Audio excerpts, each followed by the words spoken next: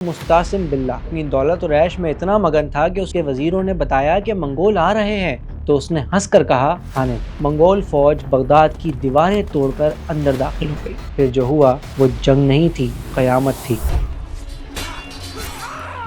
Eagles nest 166 سال سے کوئی اس قلعے کو فتح نہیں کر سکا تھا۔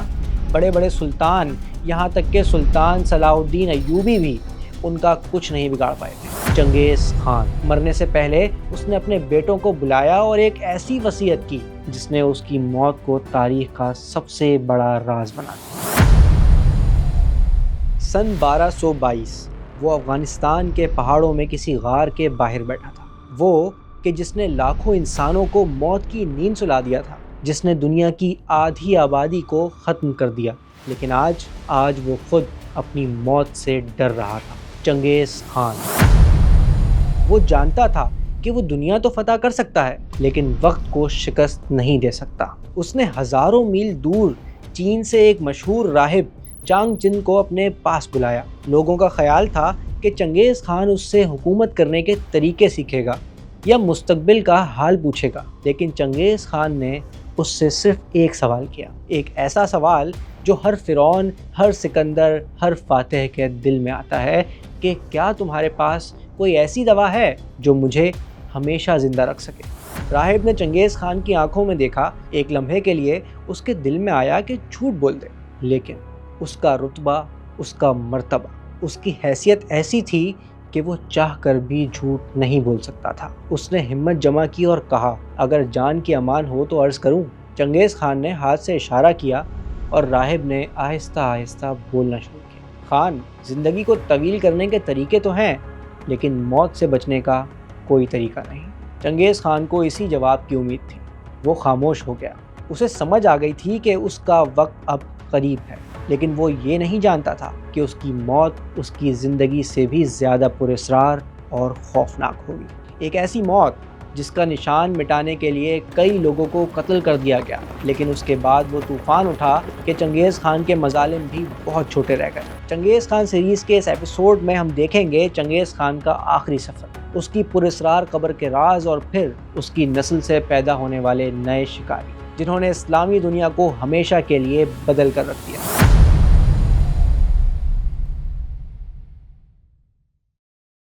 سن 1225 چنگیز خان اسلامی دنیا کو راکھ کا ڈھیر بنانے کے بعد اب واپس اپنے وطن منگولیا پہنچ چکا تھا۔ وہ بوڑھا ہو چکا تھا، تھک چکا تھا اور چاہتا تھا کہ اپنی زندگی کے آخری دن سکون سے گزارے، لیکن جنگ نے اس کا پیچھا نہیں چھوڑا۔ جب وہ مسلمانوں کے خلاف لڑ رہا تھا تب اس کے اپنے علاقے میں چین کی ایک ریاست ویسٹرن جیا نے بغاوت کر دی تھی۔ انہوں نے چنگیز خان کو مدد بھیجنے سے انکار کر دیا تھا اور کہا تھا اگر تمہاری فوج کمزور ہے تو تم خان بننے کے لائق ہی نہیں۔ یہ الفاظ چنگیز خان کے لیے کسی توہین سے کم نہیں تھے، صرف ایک جملے نے بوڑھے شیر کو پھر جوان کر دیا۔ اس نے قسم کھائی، میری زندگی جتنی بھی بچی ہو میں اس غدار قوم کو مٹا کر ہی مروں گا۔ وہ بیمار تھا، جوڑوں کے درد سے پریشان تھا، لیکن اپنی آخری جنگ کے لیے گھوڑے تیار کر لیے۔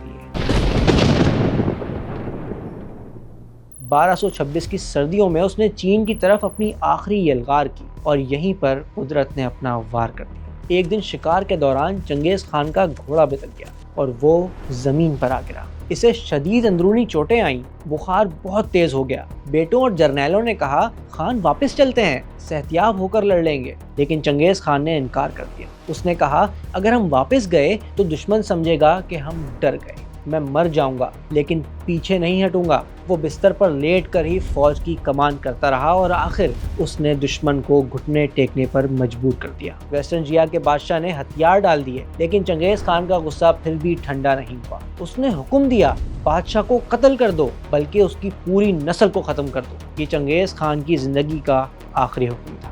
انتقام پورا ہوا اور پھر چنگیز خان کی سانسیں اکھڑنے لگی۔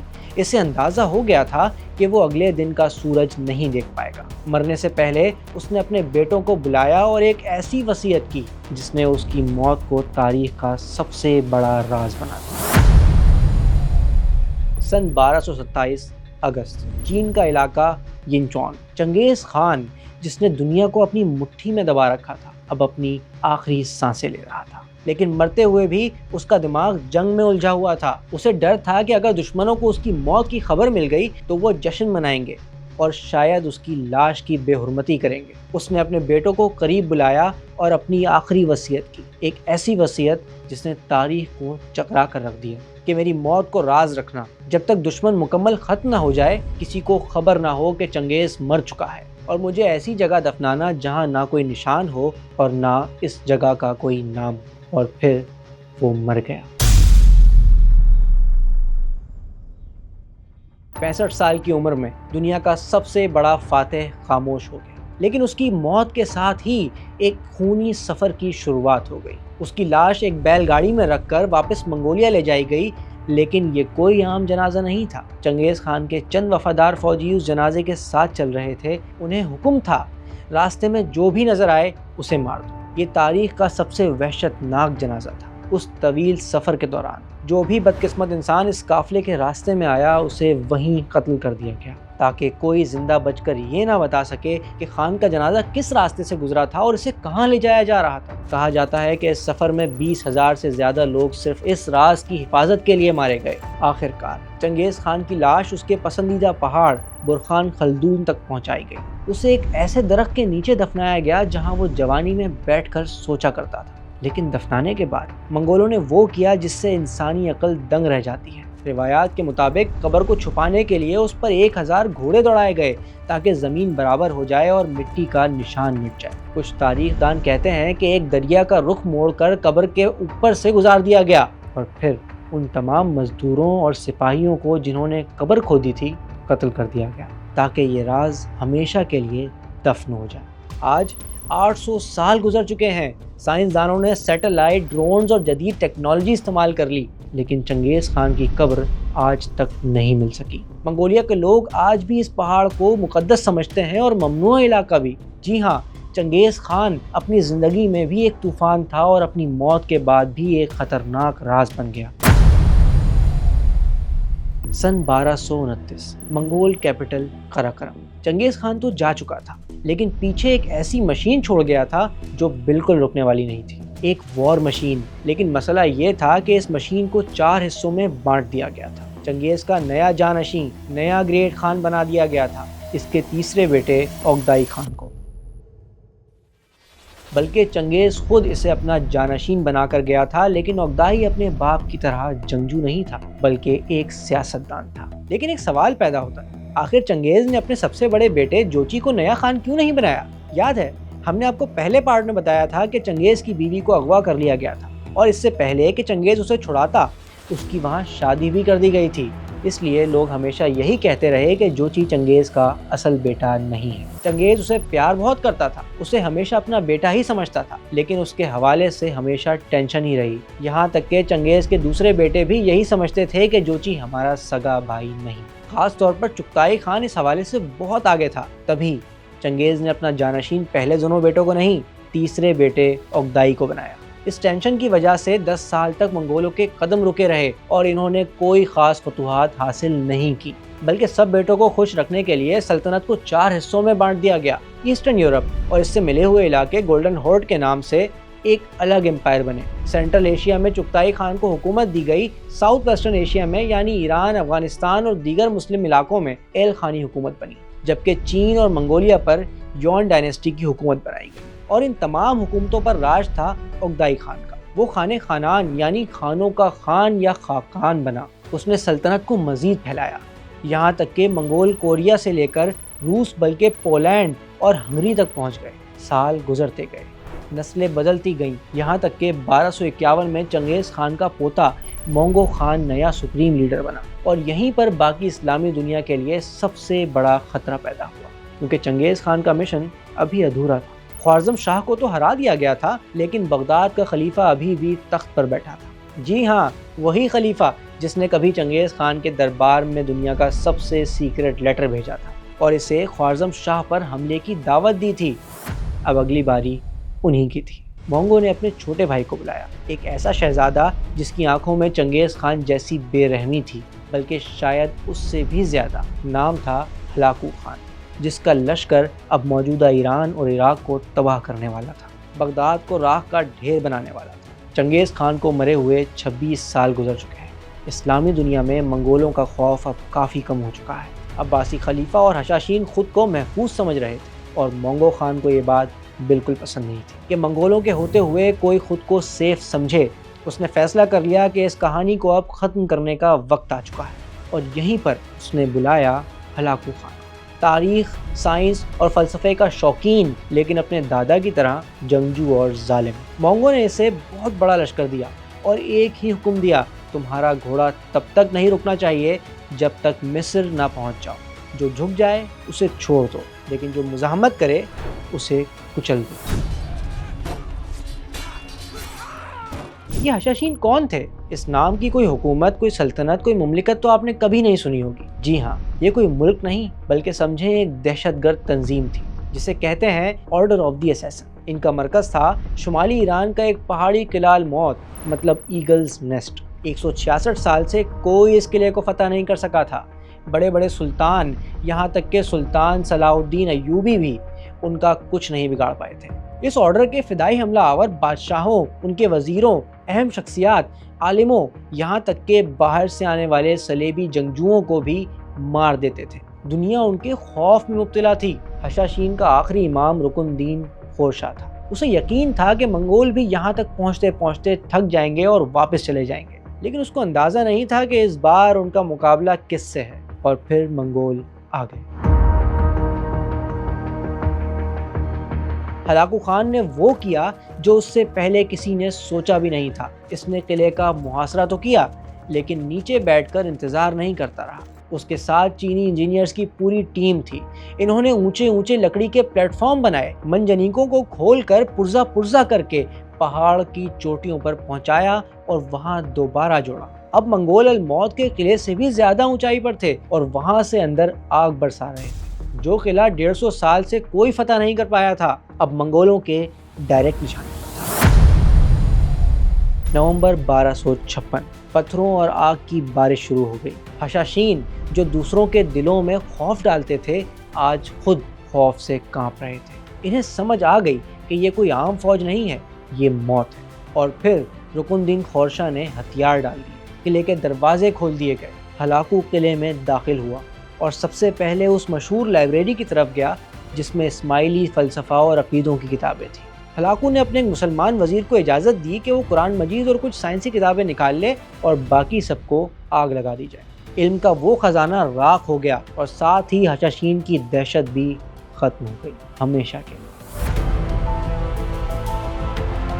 اس کامیابی پر پوری اسلامی دنیا میں خوشی کی لہر دوڑ گئی، اور کیوں نہ ہوتی؟ جنہیں بڑے سے بڑا مسلمان فاتح قابو نہیں کر پایا، منگولوں نے انہیں کچل کر رکھ دیا، ایک بڑا مسئلہ حل کر دیا۔ بغداد میں بیٹھا عباسی خلیفہ بھی خوش تھا، کیونکہ وہ سمجھ رہا تھا کہ بس منگول اب واپس چلے جائیں گے، لیکن وہ غلط تھا۔ اسے بالکل اندازہ نہیں تھا کہ یہ الموت تو صرف ایک وارم اپ تھا، اصل میچ تو ابھی کھیلا جائے گا۔ ہلاکو کا اصل ٹارگٹ اب اس کے سامنے تھا، دنیا کا سب سے امیر، سب سے بڑا اور ہاں سب سے مغرور شہر بغداد، جہاں کے خلیفہ کو اندازہ بھی نہیں تھا کہ قیامت اس کے دروازے پر دستک دینے والی ہے۔ سن 1258 کا بغداد، عروس البلاد، دنیا کا سب سے امیر اور جدید شہر، جہاں کے ہاؤس آف وزڈم یعنی بیت الحکمت میں سب کچھ تھا۔ یونانی فلسفے سے لے کر انڈین میتھمیٹکس تک دنیا کا ہر علم یہاں تھا۔ اور اس وقت شہر کا حکمران تھا مستعصم باللہ، عباسی خاندان کا 37واں خلیفہ۔ عباسی سلطنت کا وہ پرانا عروج تو کب کا ختم ہو چکا تھا، لیکن پھر بھی خلیفہ کو مسلمانوں میں بڑی اہمیت حاصل تھی۔ وہ پوری مسلم دنیا کا اسپریچول لیڈر تھا، لیکن وہ اپنی دولت اور عیش میں اتنا مگن تھا کہ اسے نظر ہی نہیں آیا کہ دیوار پر کیا لکھا ہے۔ جب اس کے وزیروں نے بتایا کہ منگول آ رہے ہیں تو اس نے ہنس کر کہا، آنے دو۔ اگر منگول نے بغداد کی طرف دیکھا بھی تو پوری دنیا کے مسلمان میرے ایک اشارے پر نکل آئیں گے اور انہیں کچل کر رکھ دیں گے۔ اسے اندازہ ہی نہیں تھا کہ آستین کے سانپ اس کے اپنے دربار میں موجود ہیں۔ خلیفہ کا وزیر اعظم ابن القمی اصل میں ہلاکو خان سے ملا ہوا تھا۔ اس نے ہلاکو خان کو خط تک لکھ ڈالا کہ بغداد پکے ہوئے پھل کی طرح ہے، بس آ کر توڑ لو۔ اور دوسری طرف وہی تھا جو خلیفہ کو کہہ رہا تھا کہ جنگ کا کوئی خطرہ نہیں، اس لیے فوج کا خرچہ کم کرنے کے لیے ہزاروں سپاہیوں کو نوکری سے نکال دیا جائے، اور خلیفہ نے اس پر عمل بھی کر دیا، یعنی اپنے ڈیتھ وارنٹ پر خود سائن کر دیے۔ اور پھر جنوری 1258 میں وہ ہو گیا جو خلیفہ نے سوچا بھی نہیں تھا۔ ہلاکو خان کی لاکھوں کی فوج بغداد کے دروازے پر کھڑی تھی اور شہر کا دفاع کرنے والے نہ ہونے کے برابر تھے۔ ہلاکو نے بغداد کے آس پاس خندقیں کھدوا دی، کھجور کے درختوں کے تنوں سے میلوں تک دیواریں بنوا دی تاکہ کوئی بھی شہر سے نکل نہ سکے، نہ انسان نہ جانور۔ ڈرتے ڈرتے خلیفہ نے ہلاکو کو سونے اور ہیروں کے تحفے بھیجے اور کہا کہ صلح کر لیتے ہیں۔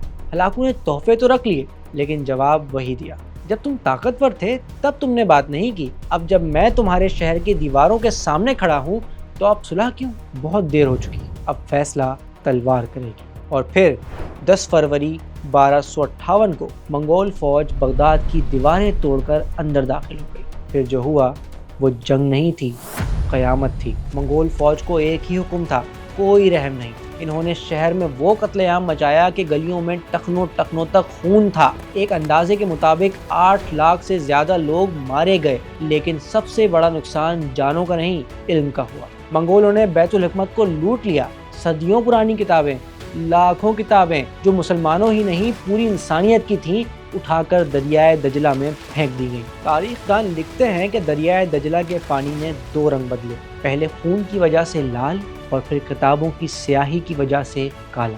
اسلامی تہذیب کا سنہرا دور، the golden age of Islamic civilisation, ختم ہو گیا۔ لیکن خلیفہ کا کیا ہوا؟ اسے پکڑ کر ہلاکو کے سامنے لایا گیا۔ اس وقت جب سامنے سونا اور ہیرے رکھے تھے، ہلاکو نے کہا کھاؤ اسے۔ خلیفہ نے کانپتے ہوئے کہا میں سونا کیسے کھاؤں گا؟